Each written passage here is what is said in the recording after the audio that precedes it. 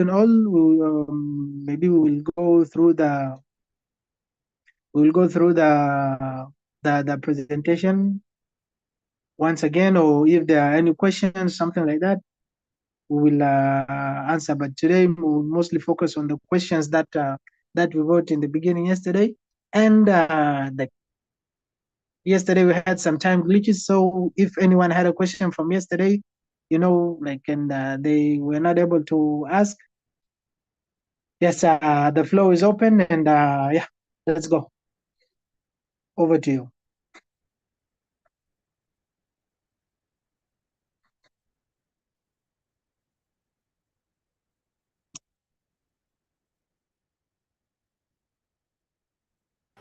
Okay, great. So, yeah, so today is more like a webinar where we'll then answer all the questions that you had yesterday about emotional intelligence, about psychological well-being in the workplace.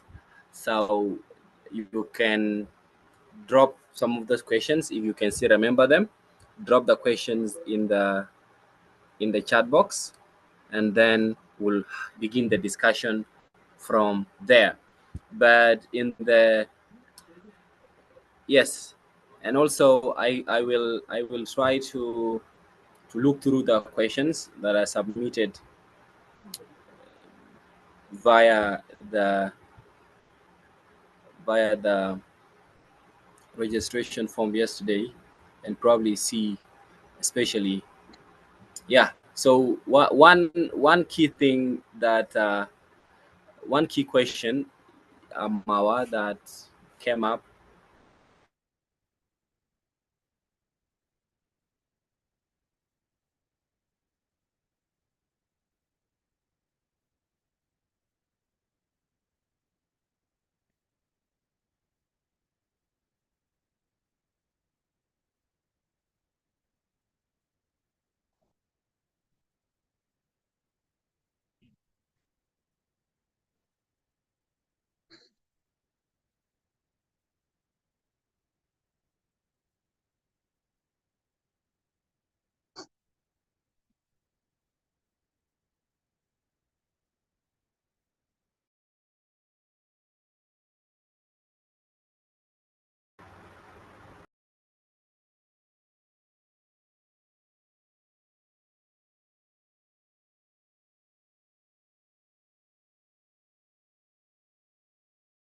Yes, Machar, your hand is up. You want to say something?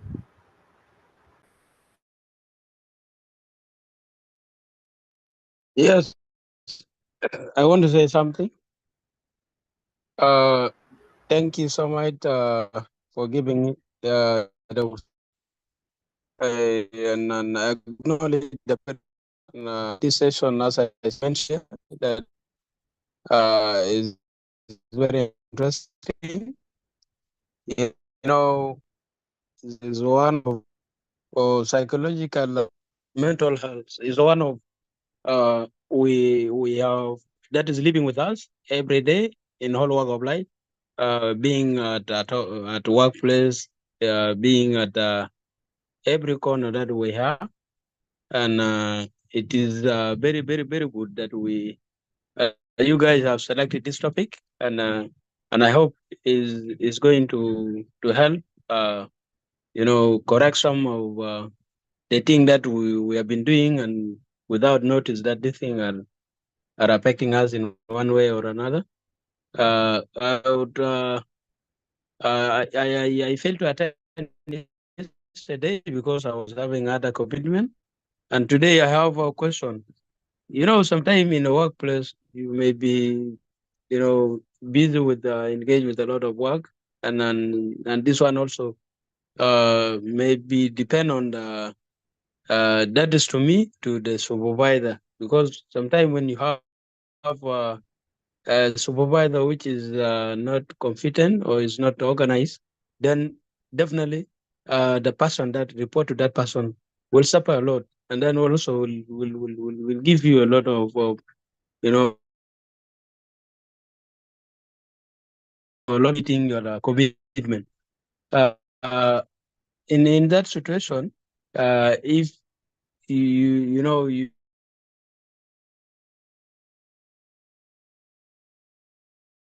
you meet a such kind of supervisor in the work, realizing that what he has been doing is affecting you in one way or another. In a different way. Yes, that also is affecting you in one way or another. In a different way.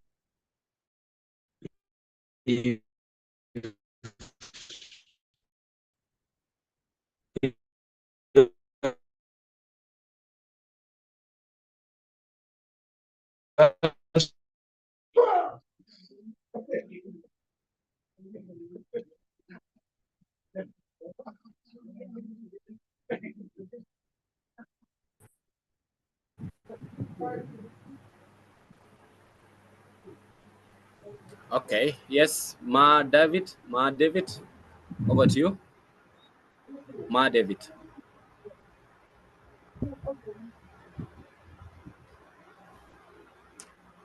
Ma David. Ma David, can you hear me? Over to you, please.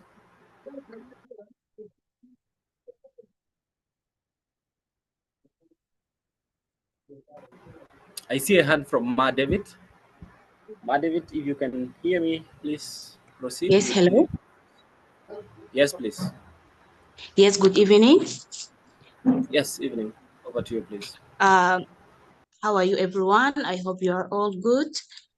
I'm very happy to be part of this meeting. And yesterday I was absent. I could not make it to attend the meeting or the lecture. But I'm very happy today. I'm part of this meeting. I just have small questions about emotion, because yesterday I think one of our friends talked about it and I miss it. So if you can give me just briefly about it, it will be good for me and others who did not attend yesterday. So my question is like that: how to control our emotionally during the bad situation that we are facing at workplace. For example, with the boss, if you have some argument, so how someone can control that emotions, because you found it's hard for you to express your feeling to your boss. And sometimes at workplace you get a very bad boss, so you cannot give all what you see and you mind about it. So how someone can control his or her emotions during the meeting with their bosses or in bad situation at workplace? Thank you. Okay. Thank you so much, David, for your question. Is there another person who has a question? Mawa, are you back? Can you hear me?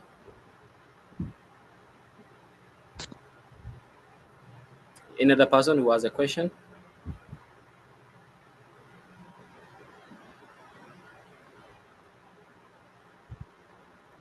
Mawa, can you hear me now?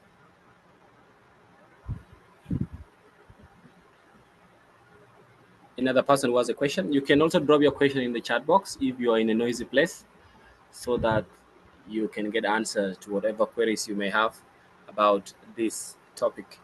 So we had the first question from Machar. Machar was asking about a situation where you have a supervisor who is either lazy or is not organized. When you are doing work in a formal setting, it's recommended that there should be a level of organization in individuals in a particular department or things of that sort. And usually, when you have a supervisor who is not organized and who is sometimes also lazy, that means you get to do a lot of work. Even sometimes you get to do their work. So he's asking about what can you do in such situations, because it may be mentally draining, because sometimes you have to go through a lot of thoughts, a lot of thinking. In formal settings, most of it is about ideation. So you have to think a lot in order to bring a lot of things to life. So what do you do in such situations? And that is the question from Machar. And then Ma David is asking more or less of similar situation of how you can deal with tough bosses. Maybe you have the leader of your entity in which you work, and it's pretty difficult probably engaging with the person. So how can you handle situations where your boss gives you really tough times in terms of even not making it as easy as possible to be able to accomplish your tasks? So these are the two key questions. And yeah, Mawa, I hope you are getting me now.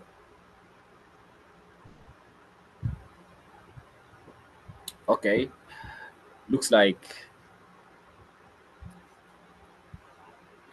yes. So those are the key questions. Let me again have another look at the chat box to see the discussions happening there. Um, okay, okay. Moro Alex is asking, how can you create conditions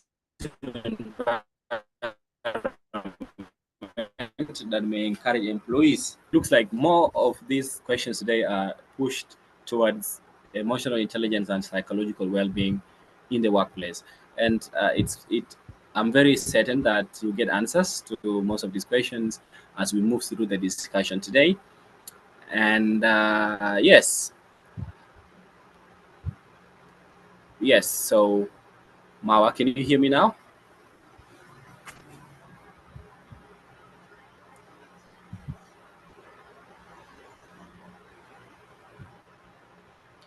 I'm not sure you're speaking, but we cannot hear you.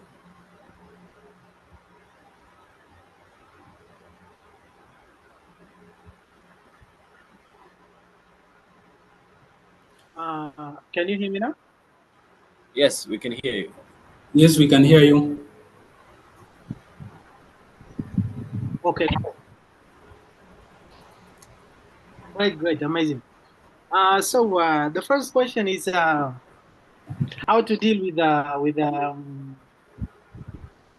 a boss who is a bit reluctant or lazy, something like that, right? Yes, yes.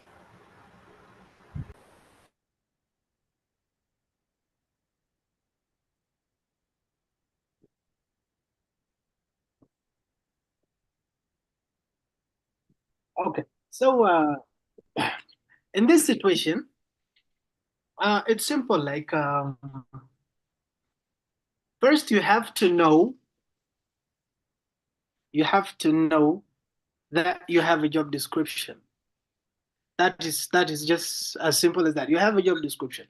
Your task lies around a specific, let me say, a specific domain. Like you have some things that you're supposed to do that comes with your own contract.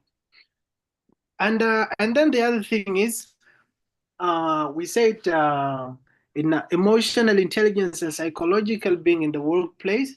One of the things to do is you have to be specific and professional. You have to be frank and intent. You have to limit friendships. You have to work stays at work and home stays at home. And then the don'ts. Here is the answer to to both questions. You don't get attached or sensitive. You know, like you don't you like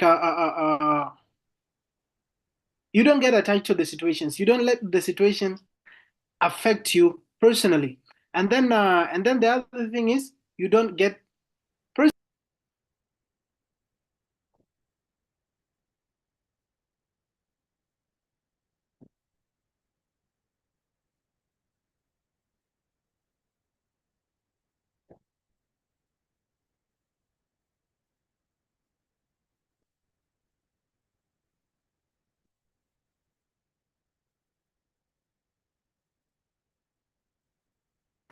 Okay, looks like Mawa is struggling with the internet today, and we have lost him. We have lost him again, but we hope that he bounces back and continue from where he stopped. And then he was just speaking on the aspect of being able to ensure that like you focus on your work, on your work stuff. And when you focus on your work stuff, this means that you should have a clear understanding of your terms of reference in that particular entity. Like there are a lot of people I know, sometimes you want to go beyond your scope of work, and that gets you to overwork yourself, and it may literally drain you mentally. So he's trying to say that, like, be professional and also be intent about why you are there in the entity. And when you clearly know your boundaries, and if someone does not do their job, that's not on you. Yeah, because every entity has some sort of hierarchy. So probably that person is your supervisor, and also they have their supervisor. So if they lag behind their job, then but you do yours perfectly, you'll be accountable for your own actions, and then they also be accountable for their own actions. So that's technically what he was trying to say before he dropped off from the call. And yeah, it's really very important for us to also, I feel that it's good for us to really understand our roles and responsibilities clearly in the different entities that in the different entities, and also in the roles that we serve. If we have a good, if we have good insights on what we are up to, and then it's easy for us to stay out of trouble in most cases. Yeah. Yes, Mawa, you can proceed from there, please.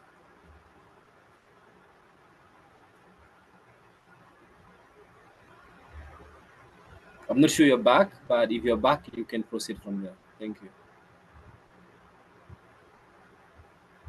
I see your mic is on, but I cannot hear you speak. Probably you might want to check your audio setting or something similar. In the meantime, we also welcome comments from anyone who wants to comment on any of the questions as we wait for Mawa to answer. It should be some sort of open discussion.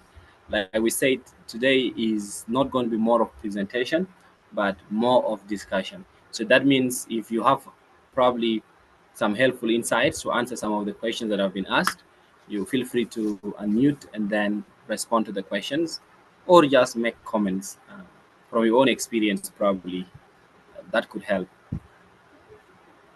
because English says experience is the best teacher.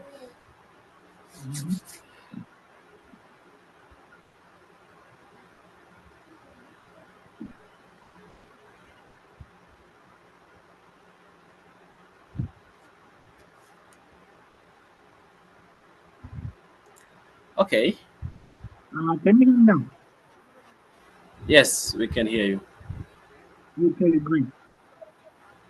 So as I was saying, the only thing you do is you don't take things personal, because you are there to work. You are there as a professional, and being professional means whatever is to be done there is to be done there according to your own capacity, according to your own abilities. And like in case of a manager who is lazy, or who, let me say, who puts all the work on you, who unloads all his own tasks on you, you can only do as much. You can only do what you can. Like, you can only do your best. You cannot go beyond your best. So as Bida was saying, you do your best, and then if that's affecting you, if that's draining you, then of course there is like, the line of management does not stop somewhere. It goes for as high as it can go.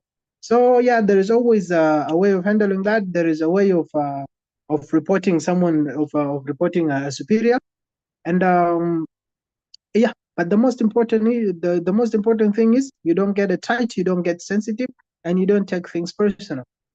And the other thing is the last point in the don'ts, which is, you don't tolerate misunderstandings. Like, you have to express yourself. You have to express your feelings. Like, you have to talk.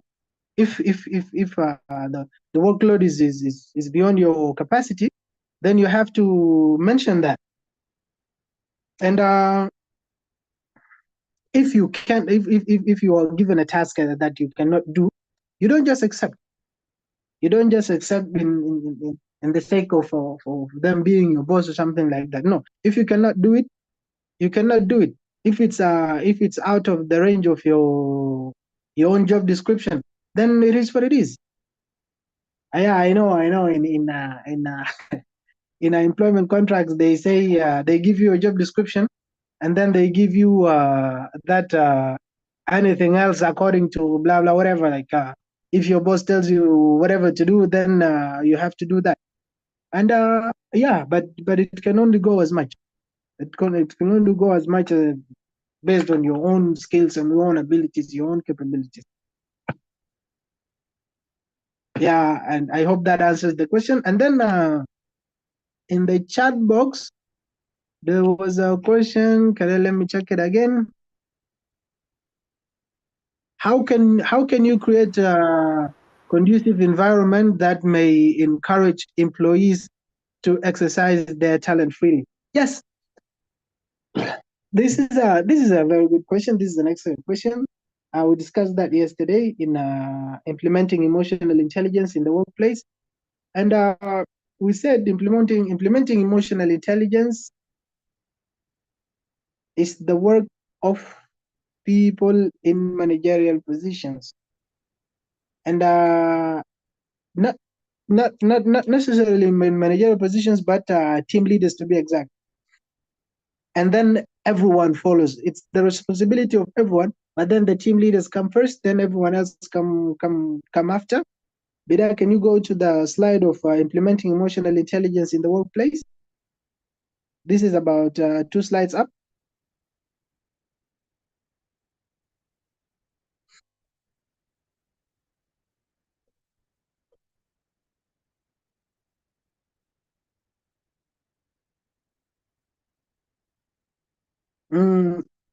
Before that, implementing. Yes. So here, how to create an environment whereby your employees can be free to express themselves and to do their jobs. So here it says you do that by providing opportunities for employees to express their concerns and give feedback. Like you should always ensure the people under your management or under your leadership, you should always assure them that if they have any concern, they can come to you. Like let them trust you with how they feel, with what they think, and you owe them that much. So you need to give them the flow. You need to give them a platform where they can.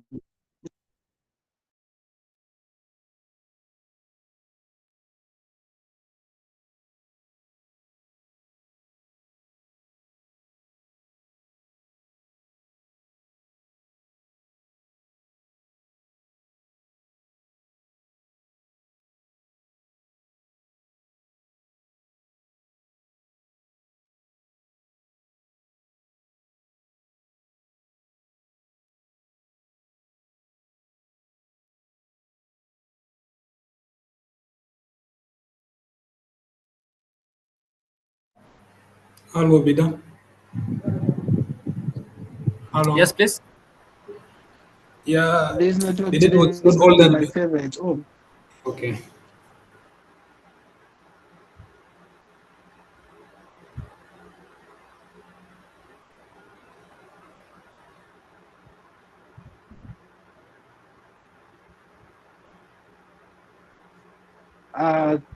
can you hear me? Yes, we can hear you now.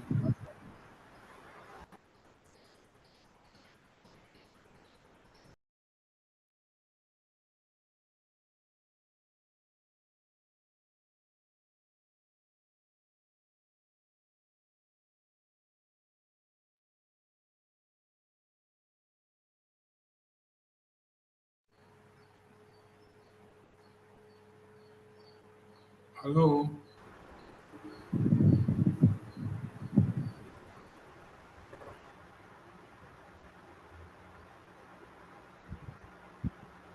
Okay, yeah. So he was trying to. Oh, okay. Can you hear me? Yes, we can hear you now.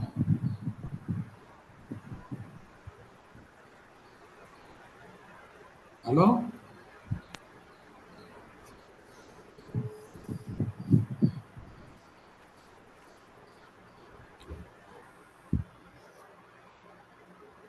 Ma, is that MTN or Zain or digital? Looks like your internet is really not at its best today. Yes.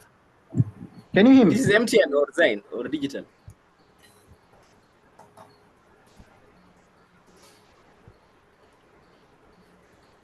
I'm using MTN. Ah, I MTN. think it's too bad today. MTN. It's too bad today. Is there a way you can switch to another? Maybe probably you can switch to Zain Yeah. or something.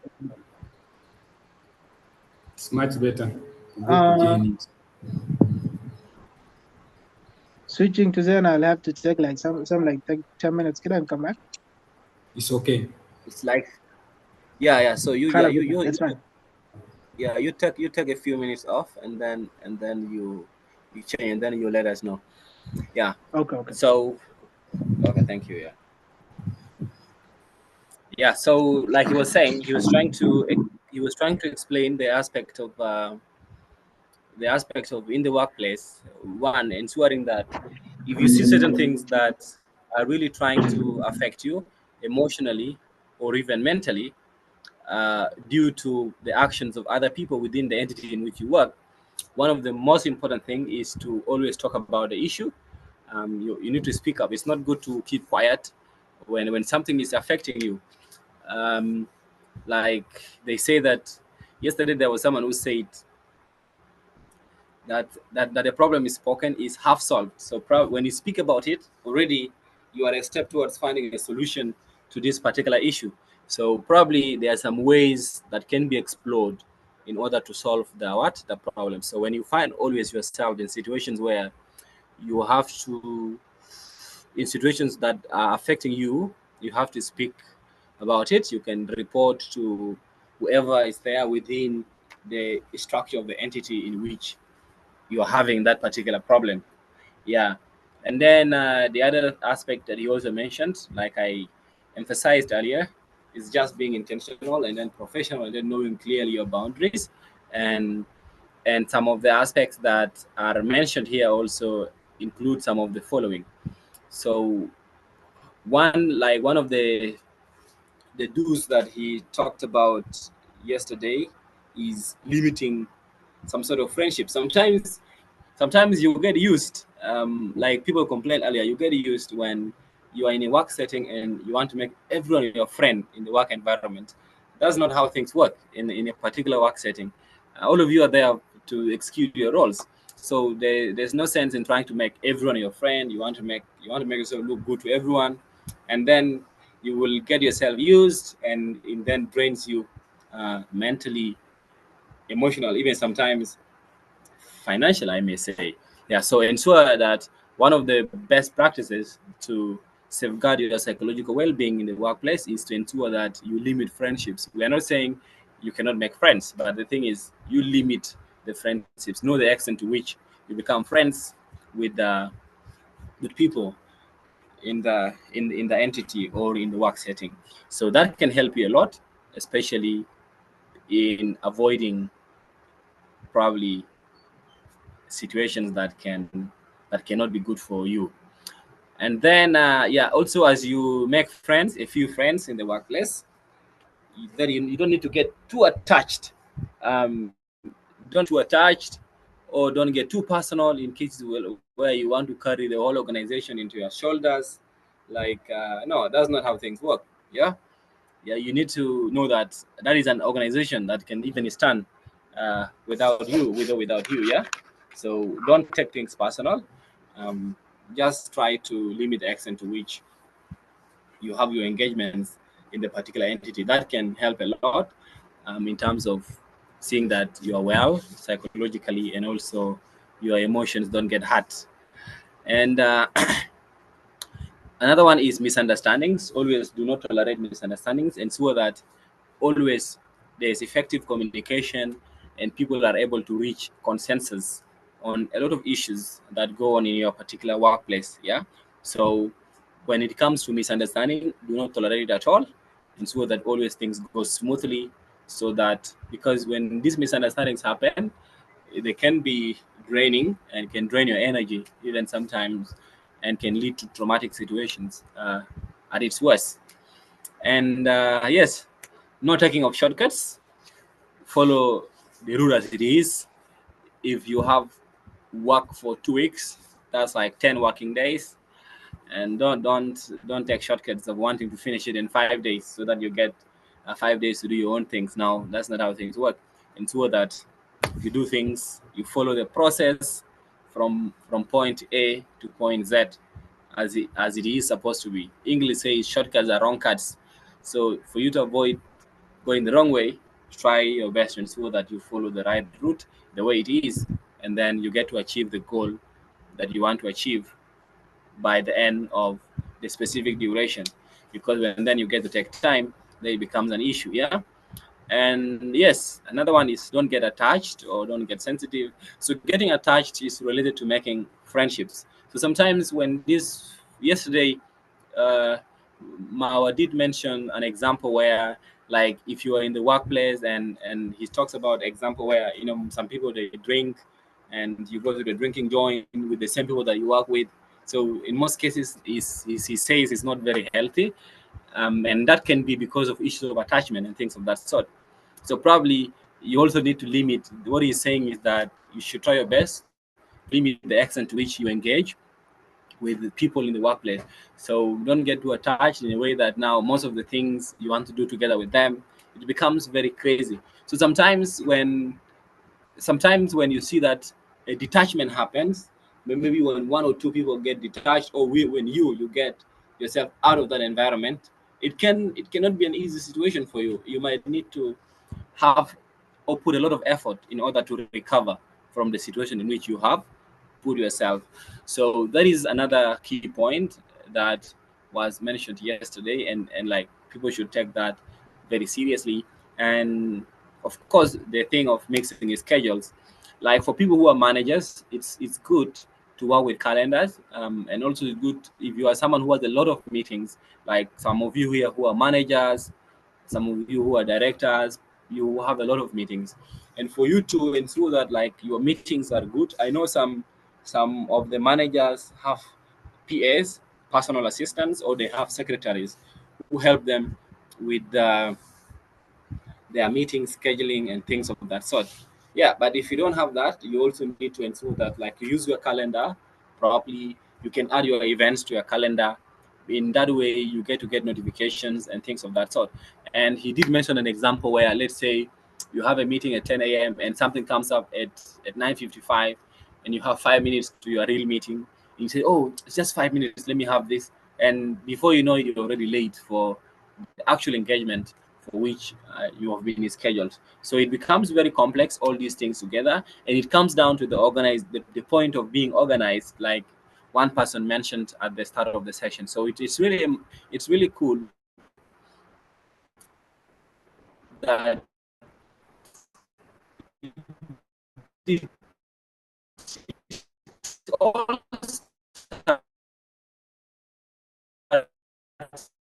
with ourselves, like self-awareness or self-assessment. Like, when you understand yourself, a lot of these things to accomplish, because you have an idea of your likes, your dislikes, your strengths, your weaknesses, the skills and abilities you have, and what you can accomplish, what you need an extra hand to accomplish, what do you need in the long run, like in terms of your long-term goals, what are your short-term goals. And then being able to, like, to easily detach from very from people, yeah, especially in the working environment. So I'm happy that Mawa is back. He's saying he's back. I hope he has changed his internet now. Mawa, can you hear me now? Yes, I can. Okay, great. Thank you. I was just making an emphasis on the same points you talked about, but you can catch up from here. Thank you so much. Thank you for covering for me. Let me share my screen.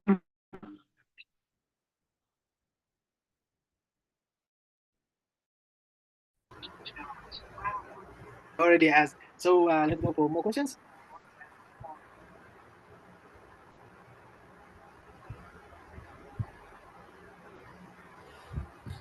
Yes. So yeah. So one of the questions that I mentioned earlier was the issue of stress management. So one person was asking on the issue of managing stress.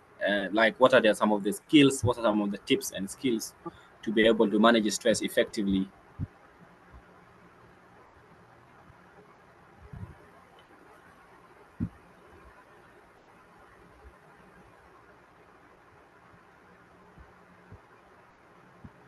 I hope you got my question. Okay. Anyway. Stress management. Yesterday I talked about. Yes, I did.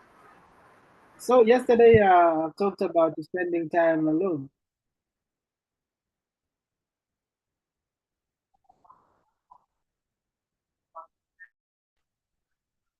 Just a second, huh?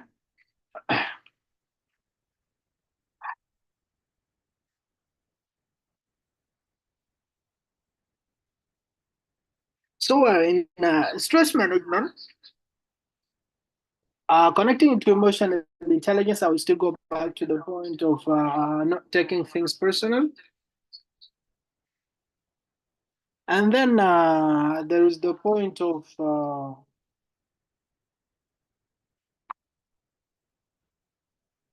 work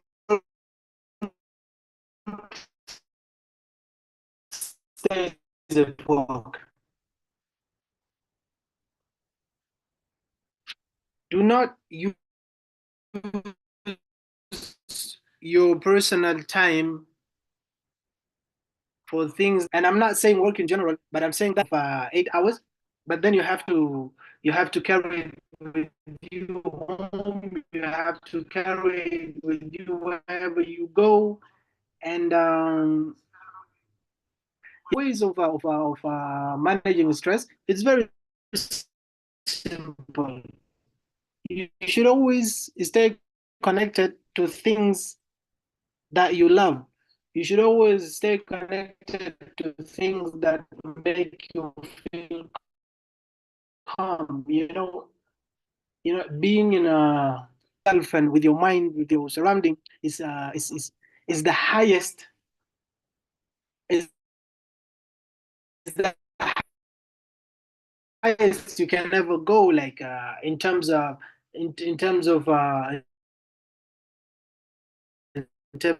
stress management, and in general, they tell you need to exercise. You need to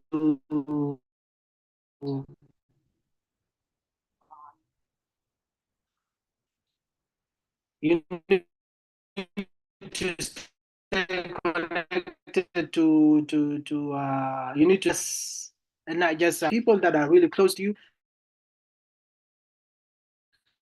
people that make you stay connected with yourself. But then I will still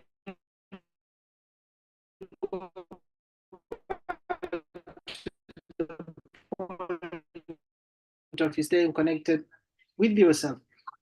Mindfulness, and mindfulness is staying in the present. Like you have you're mindful about your current state, like where you are, what you are doing, how you're feeling, what you're thinking, like being aware of all that, or being mindful of all that. That's mindfulness. And what I'm trying to say is, when you are somewhere specific, or when you are somewhere doing something specific, then you need to be in that place, and only that place. Like let me say when you go to pray, whether it's in a church, in a mosque, or like whichever worship house that you go, you should be there. You should only be there. You don't think of work. You don't think of Muniader, Minita Dane, Wita Bidafa Cave, and then all these stressful things. Like, you are there, you need to be there specifically. And then there is this thing called the 7 dimensions of well-being.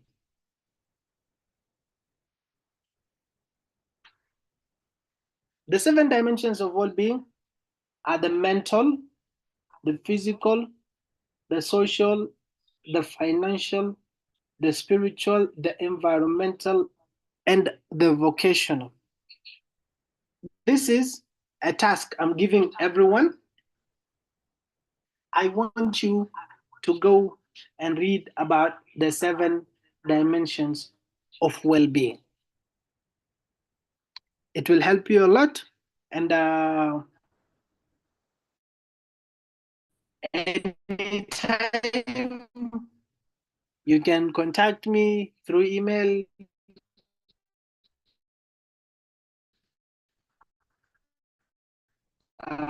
Text me through WhatsApp or call me.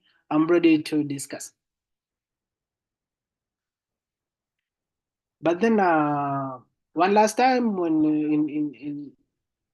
in terms of stress management, stay mindful and stay connected to yourself.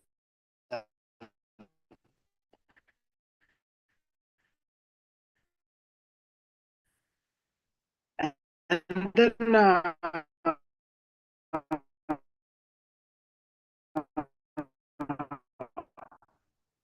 remember, we talked about being emotionally intelligent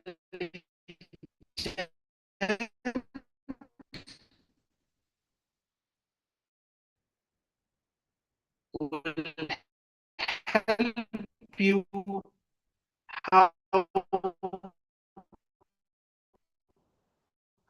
to react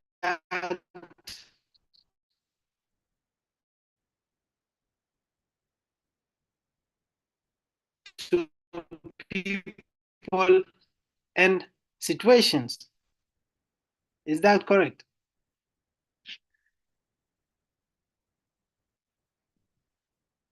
Let me find it. Let me find it.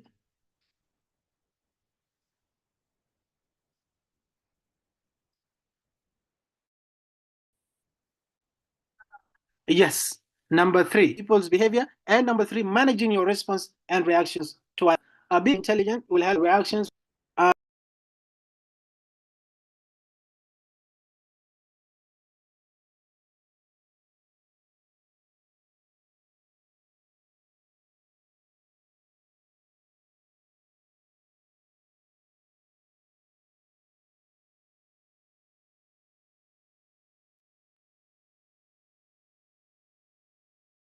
Yeah, looks like we lost Minga again. We hope he gets back.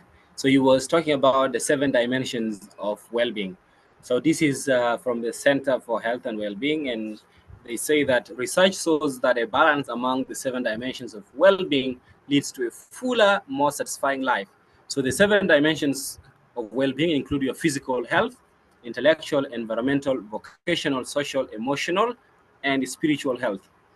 So when they talk about physical well-being, it focuses on practicing healthy daily habits, and these habits are important for building strength, flexibility, and endurance, and to help prevent disease and add quality years to your life. So for this reason, experts advise a complete wellness approach. For example, to be able to integrate exercise, to be able to eat nutritious food, to be able to safeguard your personal self, that is personal safety, and also the moderation of alcohol consumption. So like you can take alcohol, but there should be only to some levels, yeah. And then when it comes to exercise, everyone is different, but of course you can set your fitness goals and levels, and you can opt to take it on or take your time. and so forth and so on. And then when it comes to do with intellectual well-being, it's just about boosting your brain, yeah, because they say that an active and open mind leads to a life filled with passion and purpose. And to further apply this dimension of well-being, you have to engage in creative and stimulating activities that are ideal, helping to keep your mind sharp and your brain healthy and happy.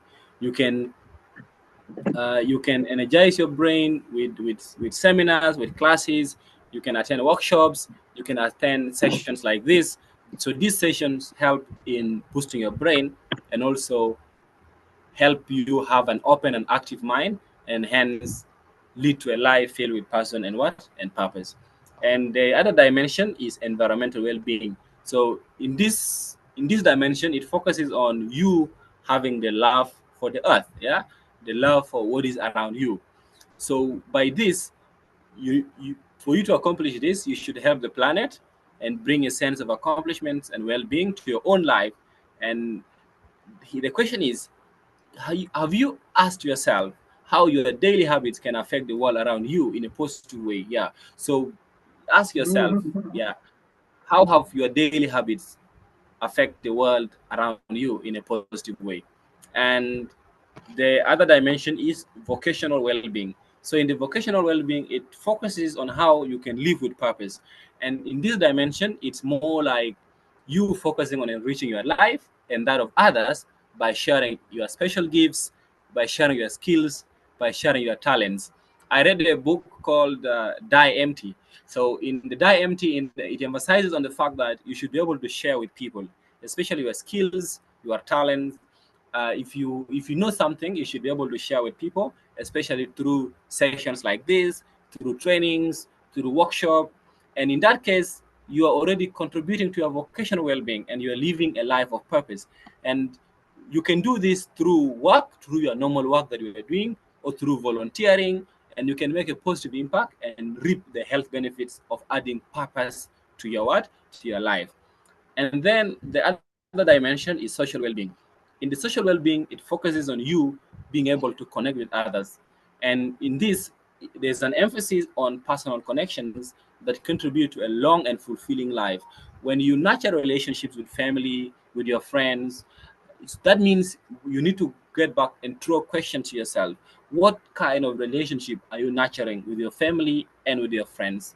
And when you see that you are able to nurture positive relationships, and then it helps you create a healthy and supportive network, a network that will go with you throughout your life. And the other dimension is emotional well-being. And this emotional well-being, there's a focus on practicing gratitude. Be grateful, yeah, be thankful for everything that happens in your life. Even when you wake up in the morning, you thank God for the gift of life. When I was attending some workshop a few weeks ago, and the facilitator was telling us that even after sitting, like after attending a session like this, if you are seated, when you get up, you thank your buttocks. You can clap and thank your buttocks. Thank you, my buttocks, for allowing me sit throughout the session. So this is like practicing gratitude, because self-esteem and optimism are powerful healers. When you express love and other emotions, it helps you achieve balance in the face of challenges. And you should be mindful and live in the moment. Be mindful and live in the moment. That means don't worry so much about the past and don't worry so much about the future. You live today, live in the moment, because it brings happy tomorrows. But then if you want to think about, oh God, what's going to happen tomorrow? You see, because right now we're living in very tough times. But then if you focus so much and live in the moment, but of course you remain mindful, it brings you happy tomorrows. And the other dimension is spiritual well-being. So with the spiritual well-being, which is the last, there's a focus on your soul. Nourish your soul. You ask yourself questions like, is your mind at peace when you sit alone? Mawa mentioned on the importance of spending time alone. Like he yesterday asked, how many of you can sit alone in a quiet place for 1 or 2 hours without your phone, without even thinking? You're just sitting alone. You're not thinking. Your brain stops thinking. You're just alone, yeah? So ask yourself, is your mind at peace? Because when you have a set of core beliefs or values that shape you and how you live your life, it often creates harmony within you. And if you're willing to seek meaning and purpose in your life with an open mind, you will likely find inner peace. So there are a lot of aspects to this, the 7 dimensions of well-being. And like he mentioned earlier, you need to go and read a little bit about this. So these are just like intros to help you have an idea of what these 7 dimensions of well-being are. And I shared the link in the chat box, as well as for those who are following on YouTube, I shared in the YouTube chat box. So when you click that link, there are more links that help you understand these 7 dimensions. But this intro already gives just an overview. And if you've been following keenly, then you already have an idea of what these 7 dimensions are and how they are applicable in the life in which you live. Mama, I hope you're back now. Yes, I'm back. Thank you very much. Okay, you can proceed. Thank you. Oh yeah. Okay. So Okay. and I just want to add this point, like with this mental health professional studies, when it comes to managing stress, anxiety, and all that trauma and all that, they tell you like they usually tell you like you mentioned something about taking alcohol but limiting and all that. So they tell you like when you are stressed or when you're traumatized or when you're anxious about this, avoid that, and they tell you don't be alone. Like I once attended somewhere in the University of Juba, and the guy is a mental health specialist. He studied in the US, and he was talking about this. He was talking like you should avoid drugs, you should do this, you should do that. Well, I'm not advocating for that. I'm not saying go to that, but then you should always be mindful, and you should always respond positively to your system. When you are stressed and then you're craving alcohol, there is something somewhere in consuming alcohol that would calm you down, because like that instant feeling that you get when you are stressed, and that's the point, that's the starting point of your focus. That's when you will start functioning, that's when you will start responding to the situation or to your feeling. But what's important is you need to know your own limit. You need to know your own limit. And how does that how does all that happen? It happens through knowing yourself. And as we mentioned, the best way, like the best approach of for you to know yourself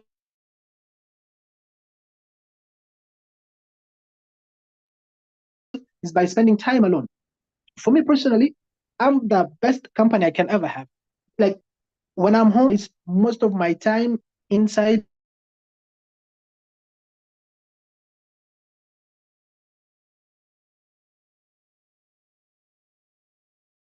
my room alone. I am alone. I don't go to my phone. Like when I'm of going and nothing, I prefer just staying home, staying alone and do nothing. I have more than 1,000 books at home. I can read, I can do this, I can do that, like a lot of activities that I can do. So what I'm trying to say is you need to like invest in knowing yourself. And spending time alone is and you should also know the limit of the time you spend alone. Because like you could be alone, then you start missing someone, or you start thinking about someone, or you feel like you need to talk about, you need to talk to someone, you need to do this, you need to do that. Like how you feel and what you think is what you're supposed to do. So maybe that's what I can. And then let me just comment in the 7 dimensions of well-being. In intellectual well-being, it's like the one organ in the human system that is always active is the mind. Your mind is the only organ that is always active, and not just active, but super active. So and the mind is to be trained. Like I mentioned, the physical being or your body can withstand anything, can take any pressure, can take any amount of pressure.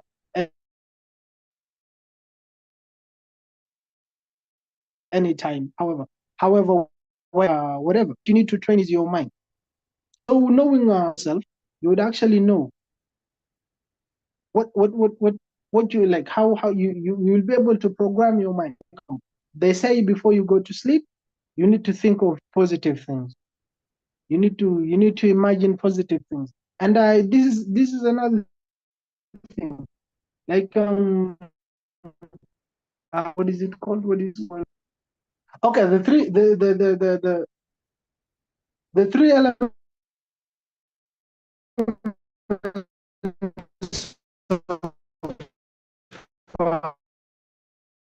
of information and imagination.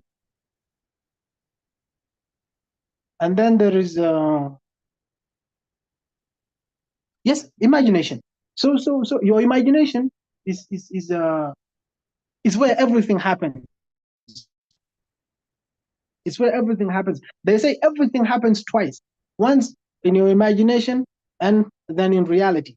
So everything that is happening to you right now, or everything that you're doing right now, everything that is happening because of you right now is something that you have imagined before. So you need to invest in it to imagine. You need to imagine good things. You need to imagine positive things. And even when even in your thinking, your response to your cognitive response to situations, like you should look at things from a positive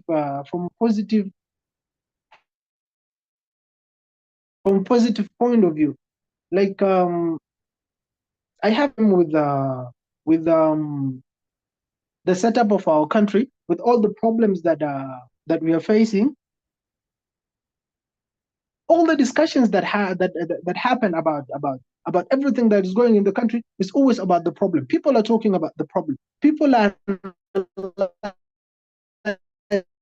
problem. People are discussing this and that. People are focusing on the problem. But then, what is wrong with the problem? It is already a problem. So what we need to do is we need to look at the problem from the other side, from a solution point of view. Okay, it is the problem. So what's the solution? And even when giving a solution, we give the solution from the side of the problem. Like you want to start solving the problem, standing with the problem. Which is impossible. For you to solve the problem, you need to face the problem. You need to stand against the problem. And how do you do that? It's all in your mind. You need to train your mind to look at things from a positive point of view. Yesterday I mentioned about the psychology of things, which is the psychology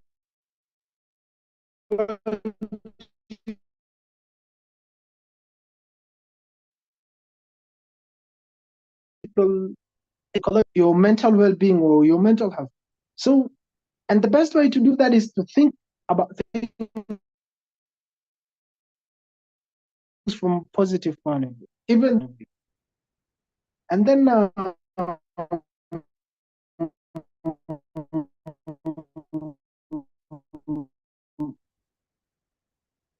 when we about spirituality, most of the time people mistake that for religion, or they connect it to the divine being, the whatever divine being you're worshiping. Like people always connect that to the divine being, but spirituality is mostly like let me say praying, meditation, and praying and meditation, because that's mostly how spirituality is practiced.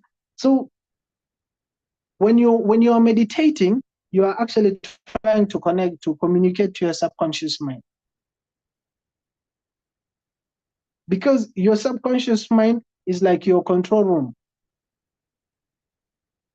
You don't have control over your subconscious mind. You don't have direct communication to your subconscious mind. it's your subconscious mind that controls you.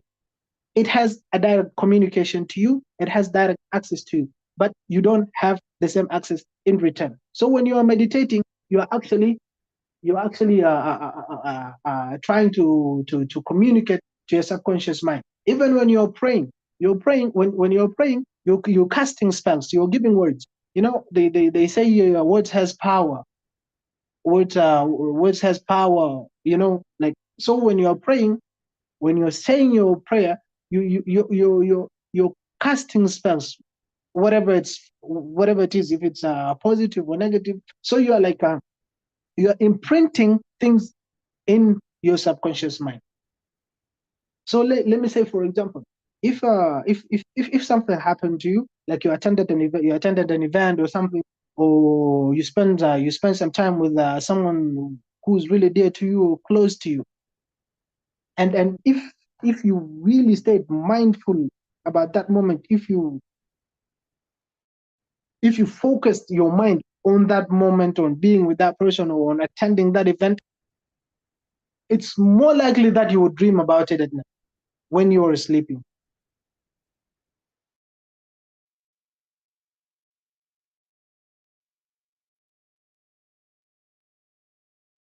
And dreams, your subconscious mind communicating to you. You dream that is something that is already in your subconscious mind. So when you are sleeping, you are at home to your this is how your subconscious mind, and you mostly don't understand our dream come together, or it jumps from one event to another, from one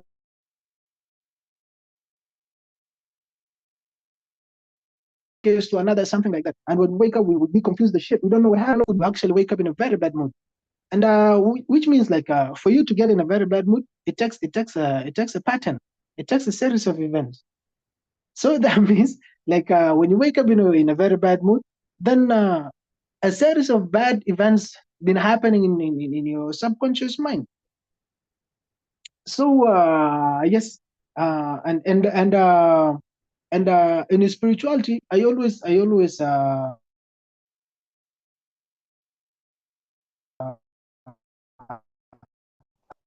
advise people to meditate. Meditation is that spiritual well-being. If you increase meditation, just you steadily, and you try it. There is something called spiritual purity. In Arabic, it's called an-naqa' al-ruhi. The spiritual purity is the time where you're not thinking of anything, like your mind is totally empty. So so that's when you reach and that of mind, that spiritual purity, that spiritual purity, only two people can reach that. You can, or you can reach that through two ways. Like, first is through meditation. You know, there is these Buddhist monks in places like China, India, Tibet, and these other countries related to the three countries I mentioned, like in Buddhism. What they do is they practice meditation, and most of their monks, or most of their priests, they have a very good relationship with their subconscious mind. When they meditate, they can actually reach that spiritual purity. You know, someone could just sit and they focus them on just on being heavy, like there's a pile of rocks or the mountain or something like that, like, and then 10 of you, 100 of you would come in, and you try to lift that person. You will not be able to lift them. Someone would focus their mind on let me say there is fire in front of them, and then yeah, there are a lot of videos online about that. Someone would focus their mind on not being burned, and they would walk on fire. They would walk on fire, and the fire would not burn them. Someone would be meditating, and they would sit in boiling water, and they will not feel the heat. It's really tricky. It's just that deep. And the second person who can reach us, there is that situation when you consume as much alcohol as you can, but then you don't pass out. You don't pass out, and then and then like you reach to the point of not thinking of anything. Like the only thing that you know is you exist, but your mind is totally empty. That is spiritual purity. And when you reach spiritual purity, what happens?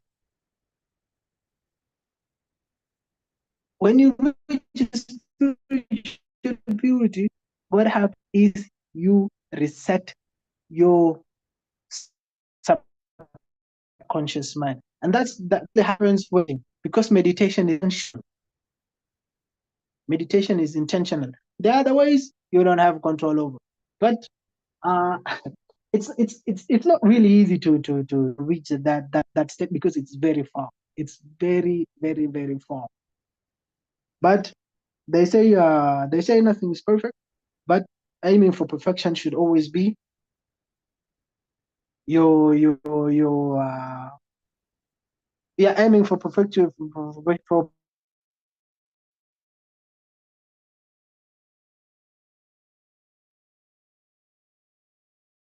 perfection should always be your. So these are the only okay, yeah, let me just say something about emotional well-being. In the emotional well-being, your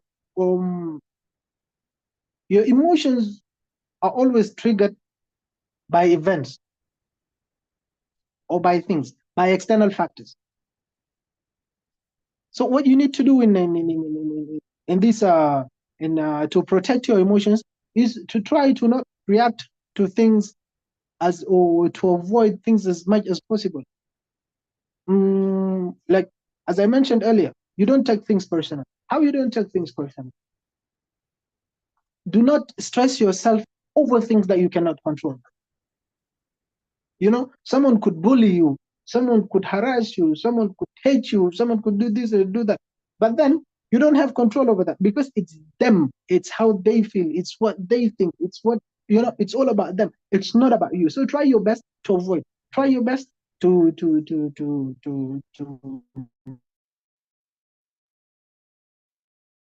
not stress it. Try not to let that affect your emotions. So maybe that's what I can say about emotional well-being. And if someone has any question, any other question about anything concerning psychology, mental well-being, mental hygiene, emotional intelligence, yes, we can discuss. Or if someone has a follow-up question or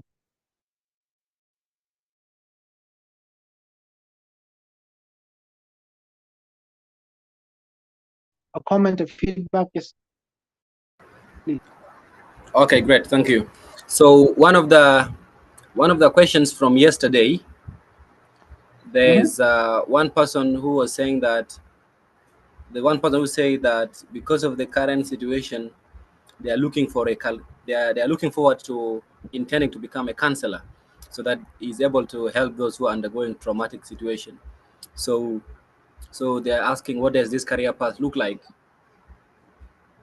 You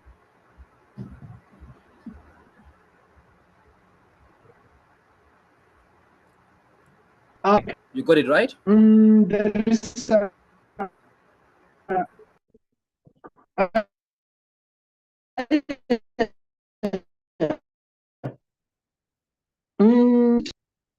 there is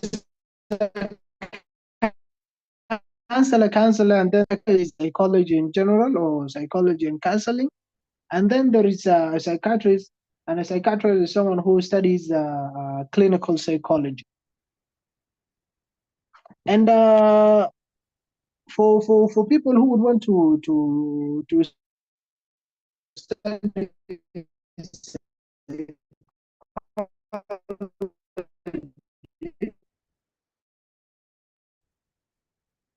I always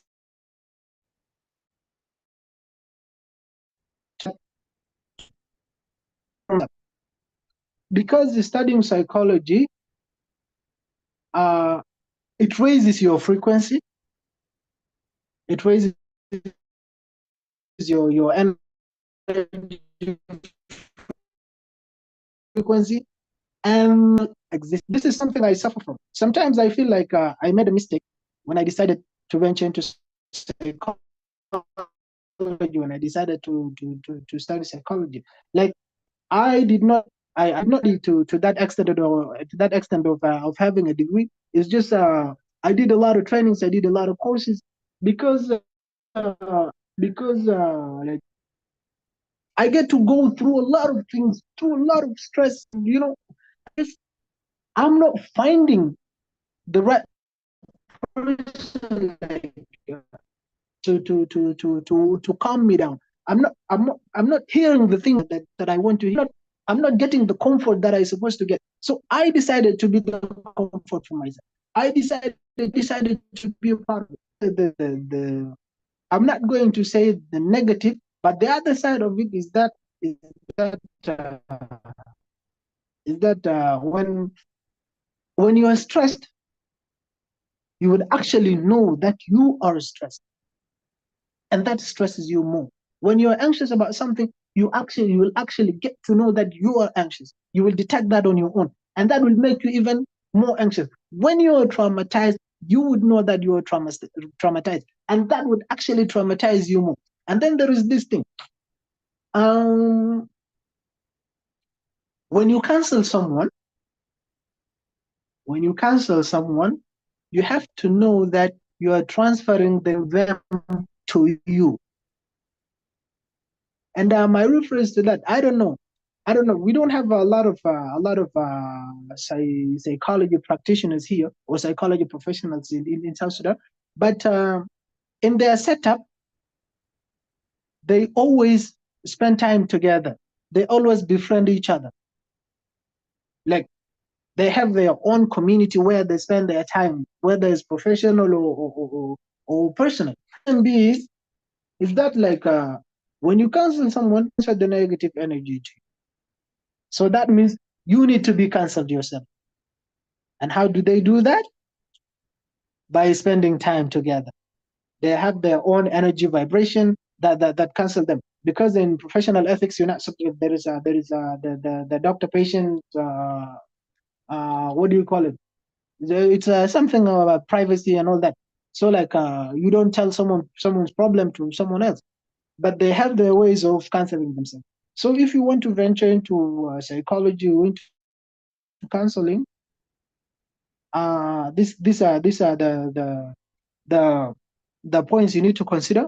But all in all, I would actually encourage. Like some time back when I was in WOW, we were doing with the Rotary Club of WOW, we were doing a career guidance, and my role in the career guidance was giving career guidance in psychology to people who want to study psychology. I really went to that. Like at the moment, the problem that are facing that are happening, but they have been happening all along, and they are increasing. No matter how we try, they are increasing. And the only reason that things are happening this way or things are this bad because the whole goddamn country is traumatized. Everyone is traumatized. It's just trauma. Like the whole imprint in our subconscious minds are negative.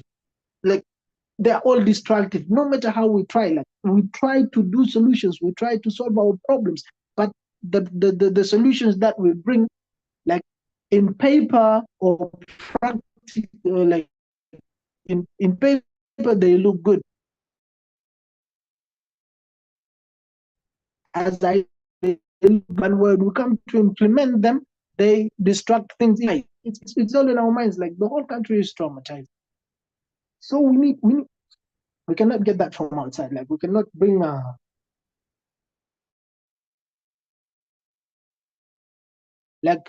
some of these big organizations, or at least that's what they do. Like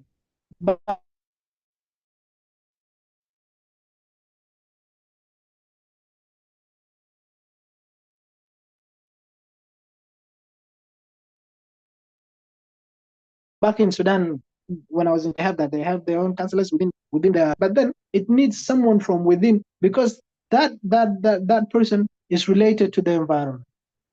It's related to the problems. It's related to things from the grassroots up to wherever it is. So someone who can relate, someone who understands the environment can actually solve the problem better, because they say understand the problem is like have a solution, something, whatever they say. So yeah, I really encourage, and if you are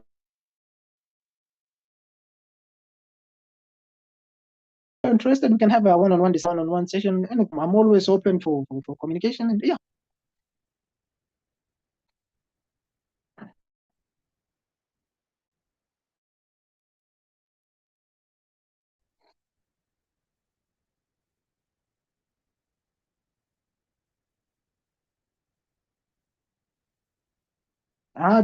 Okay, great. Thank you.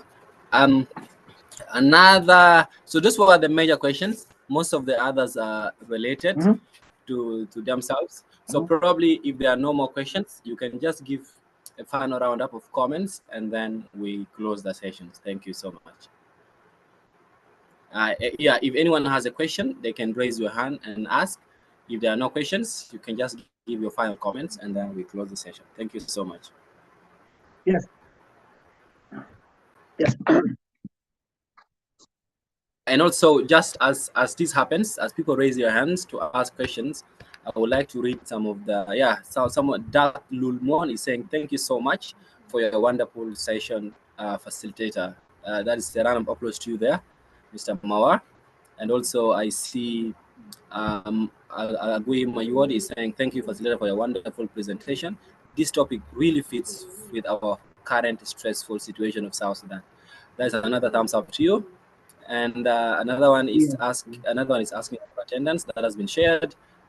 Please, the attendance register is shared in the chat box. Kindly fill in your information. And I'm happy we also have Musa Juma working with Media Aid for Indigenous and Pastoralist Community based in Arusha, Tanzania. It's a pleasure having you join us right from Tanzania.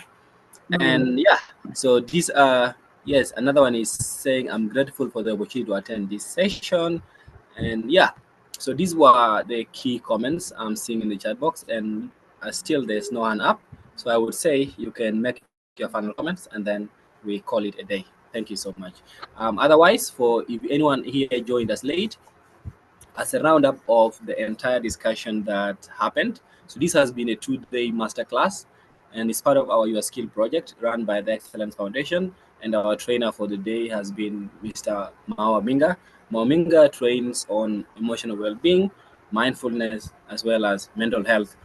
And yesterday we had an introduction to emotional intelligence, and today has been more of discussion and addressing some of the questions that were asked yesterday. So the session of today is the second day of the masterclass on emotional intelligence and psychological well-being in the workplace.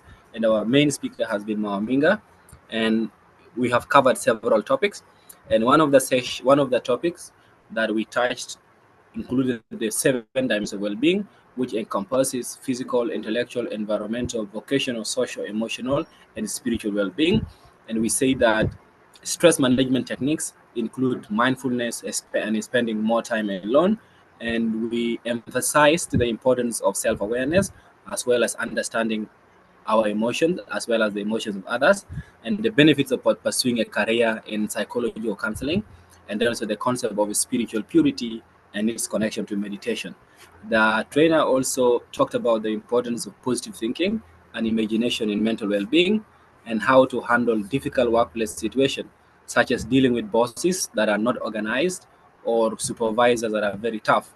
And the session generally has been good, and we are happy to have answered most of the questions that were that were asked by the participants, and we are thankful to a few of you who were able to share their experiences, both by speaking and also by sharing their thoughts in the chat box. Overall, we would say that the goal of this session was to just ensure that you have insights and strategies for improving your emotional intelligence and psychological well-being, with a particular focus in the context of work environments. And it is our sincere hope that this session has been useful to you, and we look forward to hearing from you how you use these skills. But of course, let's continue to connect through the WhatsApp group. The WhatsApp group is our community where you get access even to amazing opportunities beyond the masterclasses that we hold. We share call for grants, we share fellowships, we share scholarship calls, and sometimes we even share job advertisements in that group, both international and locally. So, and yes, we will continue the conversation from there. At any point, should you have any question, we are all there. Mawa is there, and we'll be able to answer most of these questions. And also, emotional intelligence is very important in the workplace. So in case you need such kind of training to be offered to your work environment, you feel free to reach out to Mawa, and he will be able to engage with you further in terms of how we can move together in improving or enhancing the skill set of employees in your workplace. That is all from me, and I will pass it to Mawa before we end this session officially. Thank you so much, ladies and gentlemen.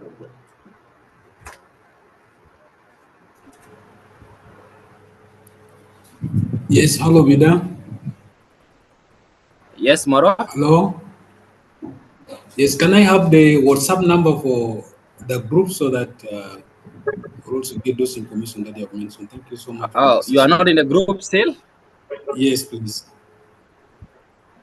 Okay, Susan, you share with him the link. If you have received the email, have you received the email from us? The email has the link to Yes. the WhatsApp group. Okay, thank you so much. I have the email, yes.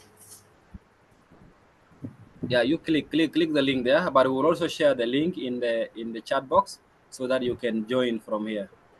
Okay, please. Okay, then thank you. Mawa, over to you. You can make your final comments, please. Yes, sure. Well, for my final remarks or comment, I want to say, on a professional level and in our workplaces, we should normalize practicing mental hygiene. Like reach out to professionals as people in positions of influence, or team leaders, like or in a position of decision making. Reach out to professionals. Have such trainings within your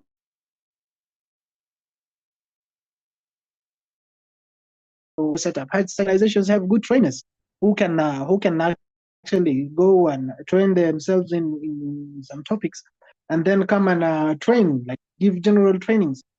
You should incorporate mental health in that. Like sometime I wrote a concept note about emotional intelligence training, and like I concept note with a few organizations, with few institutions. What the hell is emotional intelligence? Like, what is that? So like it's really that complicated. So people need to normalize practicing mental hygiene but on a personal level, I always advise people on this. Like, you should always put yourself first. You should always put yourself first.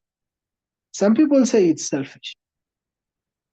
It's only selfish when you are putting yourself first against others, or when you're putting yourself first to give yourself advantage over others. Why should you put yourself first? Like, you should always put yourself first, because if you are not okay, if you cannot take care of yourself, you cannot take care of someone else. Like in aeroplanes, when you board, they tell you like, if you are a caretaker of someone,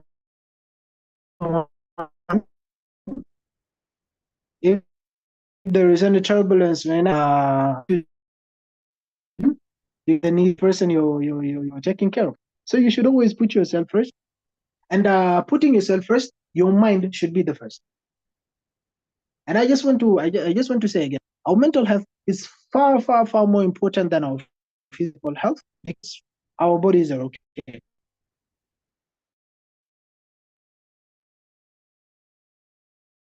Our body is okay. Whatever.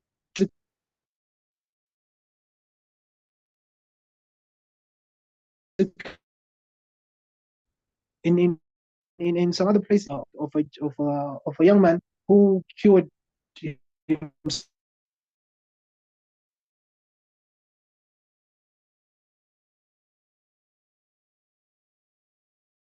himself from cancer through meditation, full of meditation, or center for meditation, for yoga and meditation. So let's take care of our minds. Let's read a lot.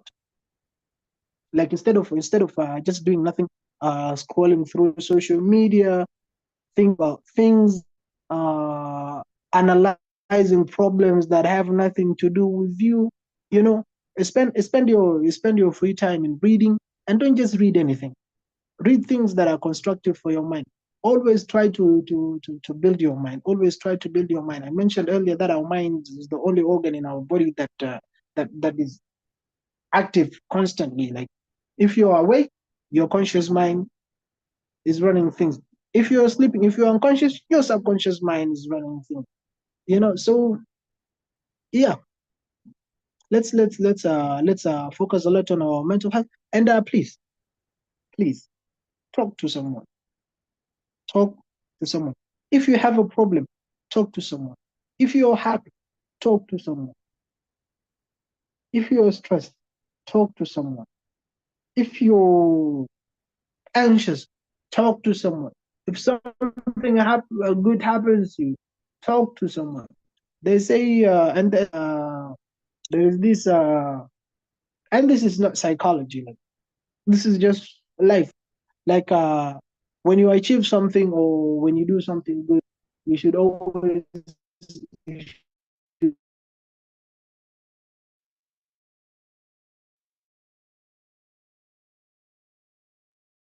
to develop the habit, the magnitude than anyone else doing things for you. Like when you reward your own self, when you do good things for yourself, like it carries more magnitude that what anyone could ever do to you. If you get on what I'm trying to say. So I will just say let's take care of our minds, and let's be mindful of others, and let's practice the. And with that being said, I'm on the WhatsApp group. You can reach out to me at any time. It's starting to rain, so I don't know if that wouldn't disturb us. But all in all, I'm really appreciative. Thanks to Bida and the team, and thank you all for attending for the 2 days and for your positive feedback. And please don't keep the comments positive. If there is any negative comment, if there is any negative feedback, you should give that, because like the positive feedbacks is how we build. It's how we build our like whatever we are trying to build. Is how we use it as the base for constructing. But then the negative feedbacks is what ensures that we are actually constructing the right way. We are building the right thing. We are building with the right materials. We are building with the right speed, like in the right speed, and all that. So please don't. With me personally, if you are dealing with me, don't just tell me things because you think I would want to hear them. No, I don't have any expectations. I don't want to hear anything. So however you feel free to express yourself. Whatever you think, you feel free to express yourself. And that's all I can say. And thank you very much. Tinate, shukran, and have a lovely evening. Great. Thank you so much, Mawa, for the two days, the 4 hours you've given this session. We want to sincerely send our appreciation to you. It's been beautiful. except that we had some network glitches, especially today. But I'm grateful that we've been able to reach this very far. You keep up the good work, and we continue with this collaboration. And of course, the key message is ensure that you focus a lot on your mental hygiene, ensure that you put yourself first. Put yourself first always. It's not selfishness, but it's necessary to always put yourself first. And of course, always talk to people when you have any issue. When you win something, talk to people. When you fall down, talk to people. And when you're going through a very, very tough time, talk to people. When you're able to talk to a problem shared is half solved. We want to wish you the very best of your afternoon and take very good care of yourselves. We'll meet again in the next session if any of you happens to register. Don't forget to register using the attendance register shared in the chat box. And tomorrow, we have shared the links to the WhatsApp group. Please click on that link and you should be able to join strictly. Or you can go back to your email and look for the WhatsApp link that has been shared. Cheers and